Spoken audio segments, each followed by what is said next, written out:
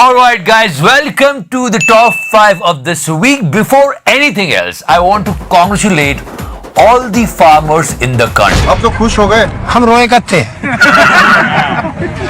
सब तो खुशी रहा बैठे थे है 12 महीने से बैठे थे, अब तो खुश हो गए। बैठे हैं ना अब भी बैठे हम तो अभी कौन सा पता आगे। एक बात मैं आपको बताता हूं कि सत्ता के लिए सिद्धांतों से और अपने निर्णयों से कभी समझौता नहीं करना चाहिए। ग्रेट अटल बिहारी वाजपेयी जी ने एक बहुत अच्छी बात कही थी। तो मैं ऐसी सत्ता को चिमटे से भी छूना पसंद नहीं। उसे सत्ता नहीं मिलती तो ना मिले जाए, पर यहां पे आप देखो सबको पता है कि चुनाव के लिए किया गया है। चुनाव में हार के डर से उन्होंने ये काला कानून वापस लिया है। And I mean, just listen to this statement of Hindu Mahasabha. लेकिन जिसकी बात एक नहीं उसका पाप एक नहीं। No. These are some harsh words for the Prime Minister. No, not accepted. Because you know we love and respect her, चाचा। उन्होंने भी यही बात की कि कभी अपने सिद्धांतों से समझौता नहीं करना चाहिए। क्या केवल राजनीति और गद्दी के चाहत में आपने अपने सिद्धांतों से समझौता कर लिया? चलो मोदी जी ने ये कर दिया, हटा दिया कृषि कानून, उसके बाद भी हार गए तो चल पा। And you know, if you remember when Modi ji arrived, he gave a big push. भाइयों बहनों, हमने जब प्रधानमंत्री जनधन योजना एक प्रकार से असंभव काम था to Jan Dhan accounts. 21 crore परिवारों को, 21 करोड़ नागरिकों को जनधन योजना में जोड़ करके असंभव को संभव हुआ। और अब तो उसमें भी गड़बड़ की खबर आ रही है। रीड दिस न्यूज, ये अपोजिशन वाले फाइल कर रहे हैं। एसबीआई ने नहीं लौटाए जनधन खाता धारकों से वसूले 164 करोड़। आईआईटी मुंबई द्वारा तैयार की गई नई रिपोर्ट। और ये देखो, आप सोचो कितना सही वायरल वीडियोस का पॉलिटिकल माइंड है। एक वीडियो आई जो हमने आपको दिखाई जिसमें मोदी जी कार में बैठ के जा रहे हैं, योगी जी पैदल चलते हुए आ रहे हैं। ठीक है, ये वीडियो वायरल हुई, लेफ्ट विंग वालों ने जम के मखौल उड़ाया। ऑलमोस्ट सारे लोगों ने इस वीडियो को बहुत वायरल किया। गजब बेइज्जती है। उसके कुछ दिन बाद ये दो पिक्चर्स आती हैं। हम नहीं तोड़ेंगे। I mean, try to understand the message they wanted to communicate through these images. मतलब ये हुआ, उसके कुछ दिन बाद ये पिक्चर्स आती है। तो सोचो कितना सोचा जाता है अपनी इमेज के बारे में। So yeah, the government is in the election mood right now and so many announcements. But did you hear that? 90 kilometre का गोरखपुर लिंक एक्सप्रेसवे। क्या बोले मैं समझा नहीं। What? Gorakhpur link expressway. एक मिनट, इसमें कुछ गलत नहीं है, आपका दिमाग है। And yeah, it was in news. Our dear Prime Minister visited Madhya Pradesh last week. It's an old news where he was looking like this. And he made a bond over there. His old habit. जीवन का एक महत्वपूर्ण कालखंड मैंने आदिवासियों के बीच में बिताया है। एक minute, nation really wants to know कि ये कब हुआ, क्या उम्र थी मोदी जी की, वो कब गए। मतलब प्रधानमंत्री है, इतनी बड़ी बात बोल रहे हैं कि मैंने जीवन का हिस्सा, कौन सा हिस्सा वहां पर है, तो कुछ भी बोलोगे क्या, कुछ भी। And one video also went viral when the photo is more important than anything else. He just pushed away. So entire party is in the mood of election. Mr. JP Nadda, he said something. Congress ने अपने 70 साल में क्या किया? बांटते चले गए और चुनाव के दौरान एहसान जता करके वोट लेते रहे। Not from 70 years, still it's going on a full flow, sir. चुनाव के दौरान एहसान जता करके वोट लेते रहे। बिल्कुल सही कहा, एहसान जताते हैं और उसके नाम पे फिर वोट मांगते हैं। बिहार में हर एक के लिए मुफ्त में वैक्सीन मिल जाएगा। Okay guys, I'm going to tell you something about one interesting trading platform. The name is Binomo. ये App Store और Play Store दोनों पे available है। And in this you can trade on different assets. Google, Apple, Gold, foreign currencies जैसे dollars, euros, इन सब में आप trade कर सकते हो और आपको 90% तक का प्रॉफिट मिल सकता है। All you need to do is you need to select one asset and you just need to forecast whether value will go up or down. For example, मैं ये 700 रुपए का ट्रेड करता हूं और मैं कहता हूं कि वैल्यू बढ़ेगी। And yes, finally, the value has increased. And you can withdraw this amount from your bank or Paytm in just 24 hours. इसमें मिनिमम डिपॉजिट 350 का, और अगर आप मेरा प्रोमो कोड यूज करते हैं तो आपका डिपॉजिट डबल हो जाएगा. यानी आपने अगर 400 का टॉपअप किया है तो वो 800 हो जाएगा. And you can download Binomo. The link is in the description section. अगर आप स्टार्ट करते हैं तो इसमें आपको एक डेमो अकाउंट मिलेगा जिसमें आपको 65,000 रुपीज मिलेंगे. इट्स अ डेमो अकाउंट जिसमें आप अपनी ट्रेडिंग एंड लर्निंग स्किल्स का प्रैक्टिस कर सकते हैं. If you get more experience you can earn more. But this is the most important part of the entire thing. See guys, there is a capital risk involved in any kind of trade, so be careful. तो अगर आप ये risk उठाना चाहते हैं तो download करिए Binomo, जो कि डिस्क्रिप्शन सेक्शन में है. I am a binomist, are you?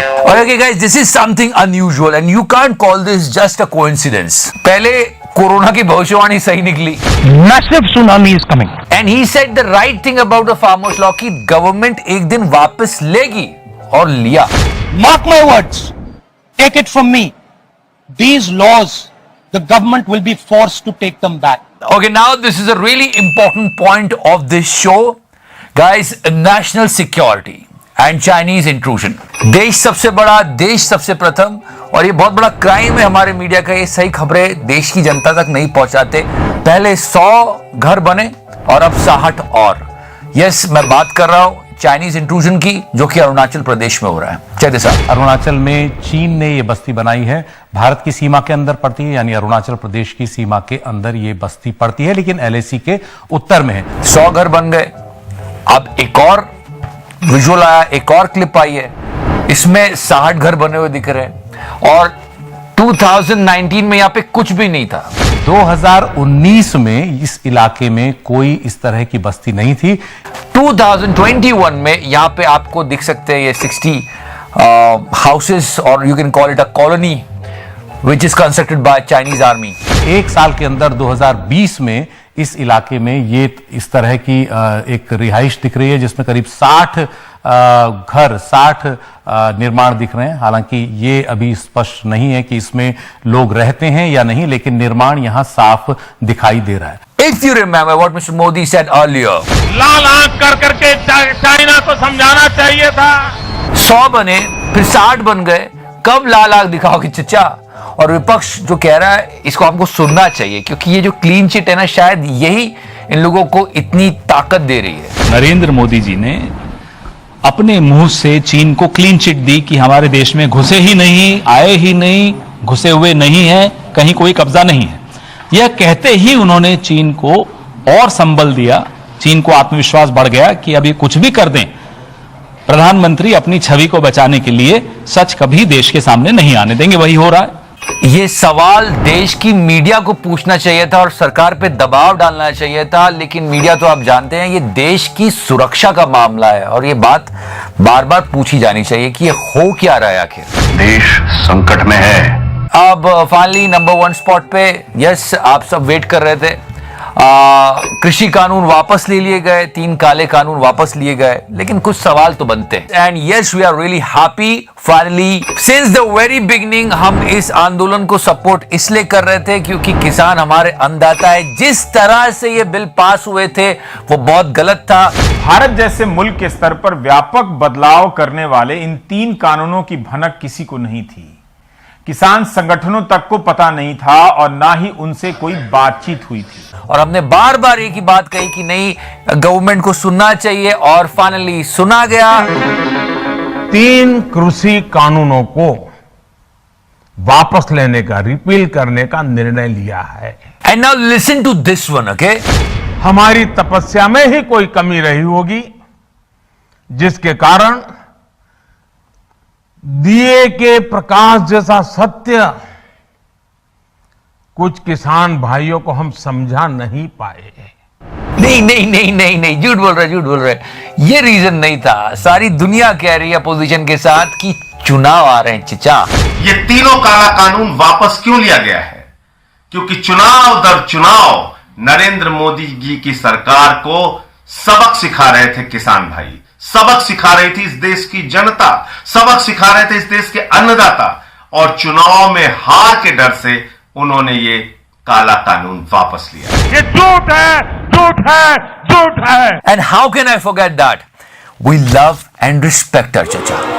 Come on. और इस डिसीजन के बाद मोदी जी की जो डाई हार्ट फैंस थे उनको बहुत तकलीफ हो रही है। उन्होंने कहा यार ये क्या बात हुई, आपको चुनाव दिखा, आपने सब चुनाव के लिए, हमारा कुछ नहीं, हमारी कोई कदर नहीं आपकी जिंदगी में। मत करो मुझसे इतनी मोहब्बत देव, बहुत तड़पोगे, बेवजह तकलीफ होगी तुम्हें।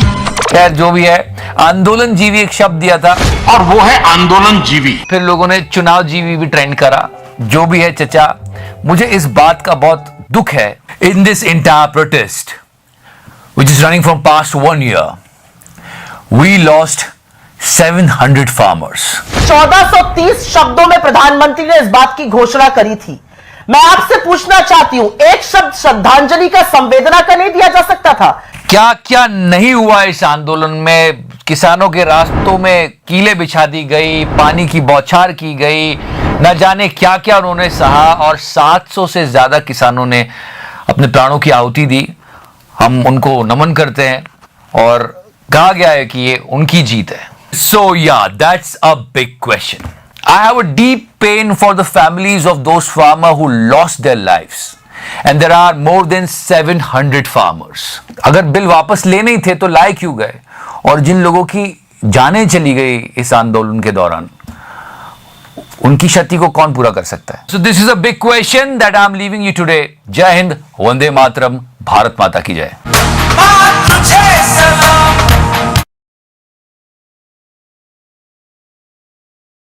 दिल्ली में आज के दिन भी प्रदूषण में पराली की हिस्सेदारी 36% है। पंजाब हरियाणा के किसानों को घेरना है तो क्या करें? पराली जलाते हैं साहब। ये 36% पोल्यूशन ये जो होता है ये पराली की वजह से होता है। ये तिहाड़ी ने बोल दिया। फिर ये आया अपना बोर्ड लेके कैसे लिखा था इसने, कस्टमर, फिर से देखना, इसमें 20% कस्टमर बढ़ गए।